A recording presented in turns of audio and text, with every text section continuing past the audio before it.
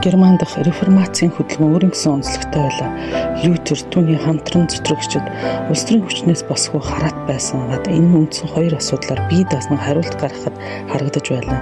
Ил асуудал нь шин шашны байгууллагын зохион байгуулалт ямар байх, энэ байгууллага төрийн засгийн байгууллагатай ямар харилцаатай байх зэрэг асуудал байв.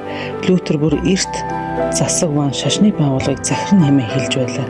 Гэвч энэ шийдвэрт Европын бусад орны шашныхан дургуутсч байв. Ил асуудлыг гарах арга замыг эвлэхээс нэгэн бол Жан Кальвин байлаа. Тэрээр Францаас цухтан Швейцарт ирж Женевт норшурсан байв.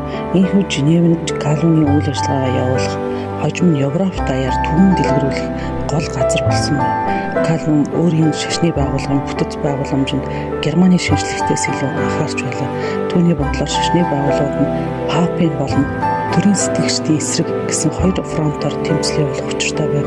Католикуудаас аюултай дайсан бол төрийн сэтгэгчид гэж Кальвин үзэж тэдэнтэй эцэг хүртэл тэмцэхийг уриалж байв.